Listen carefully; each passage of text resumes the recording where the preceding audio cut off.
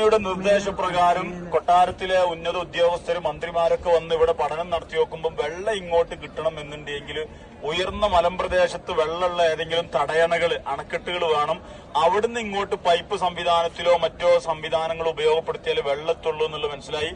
രാജ്ഞിയുടെ അടുക്കൽ പോയിട്ട് പറഞ്ഞു, ഭീമമായ സംഖ്യ ചെലവ് വരും അവിടുന്ന് ഇങ്ങോട്ട് വെള്ളം എത്തിക്കണമെങ്കിൽ. തോയിഫിലേക്ക് പോകുന്നിടത്ത് ഇവിടുന്ന് ഏകദേശം 30 കിലോമീറ്റർ ആ ഒരു ദൂരത്തിൽ 40 കിലോമീറ്ററിന്റെ ഉള്ളിലായിട്ടുള്ള ദൂരത്തിൽ എന്തുണ്ട്, വലിയ വെള്ളമുള്ള സംവിധാനം ഉണ്ട്.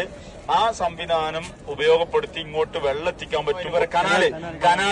കനാല് നിർമ്മിച്ചാൽ മതി. അവിടുന്ന് വെള്ളം ഇങ്ങനെ എന്ത് ചെയ്യാൻ പറ്റും, ഒഴുക്കി കൊണ്ടുവരാൻ പറ്റും. അങ്ങനെ ഇവിടെ വെള്ളം എത്തിക്കാം. അതിന് വലിയ ചെലവ് വരും എന്ന് പറഞ്ഞു, വലിയ അസാധ്യമായ ചെലവ് വരും.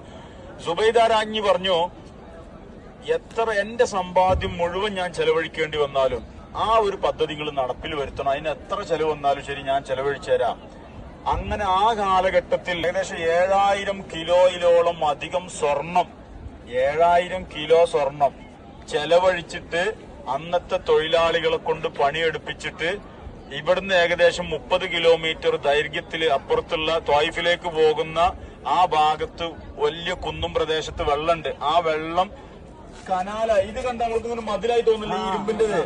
അത് മതിലല്ല, അതിന്റെ ഉള്ളിലൂടെ എന്താണ് കനാല. ആ കനാല് വന്ന് ചേരാണ് ഇവിടെ.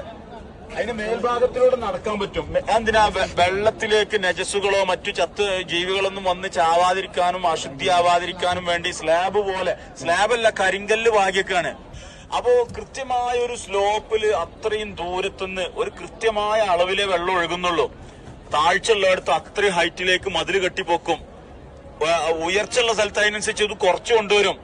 ഈ രൂപത്തില് 30 കിലോമീറ്റർ ദൈർഘ്യത്തിൽ ഇതുപോലത്തെ കനാല് നിർമ്മിച്ചു സുബൈദ രാജ്ഞി. ആ കാലഘട്ടത്തിൽ ഇസ്ലാമിലെ ഏറ്റവും നമ്പർ 1 വഖഫായി അറിയപ്പെടുന്നത് മദീനയിലെ ഉസ്മാൻ ബിൻ അഫ്ഫാൻ തങ്ങളെ കിണറ, ബീറു ഉസ്മാൻ എന്ന് പറയുന്നത്. ആ ചരിത്രം മദീനയിൽ നമ്മൾ പറയും, അത് കാണാനും പോകും ഇൻഷാ അല്ലാഹ്.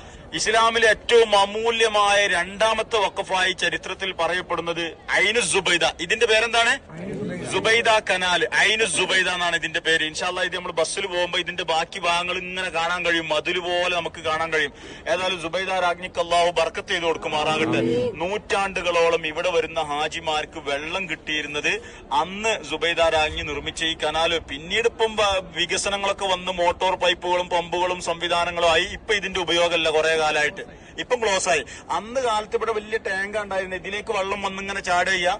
ഇതിന്റെ എൻഡ് നമുക്കിപ്പോ അവിടെ കാണാനും കഴിയും. സുബൈദ കനാൽ അവസാനിക്കുന്ന എൻഡ് ഇതാണ്ടോ, ഇത് ഇങ്ങനെ അങ്ങനെ പോകുന്നുണ്ടോ, അതിന്റെ അവസാനം അവിടെ കാണാൻ കഴിയും. അപ്പൊ ഇതൊന്നും ചരിത്രം നമുക്ക് മനസ്സിലാക്കാൻ വേണ്ടി പറഞ്ഞു. ഇതാണ് ജബലുർ റഹ്മ. ജബലുർ റഹ്മ എന്ന് പറയുന്ന ആ ഒരു കുന്നാണ്, ചെറിയൊരു കുന്നാണ്. ഇതിന്റെ താഴ്വാരത്ത് വെച്ചിട്ടാണ് മുത്തുനബി അല്യൗമ അക്മൽതു ലക്കും ദീനക്കും എന്നുള്ള പ്രസംഗമൊക്കെ നടത്തിയത്.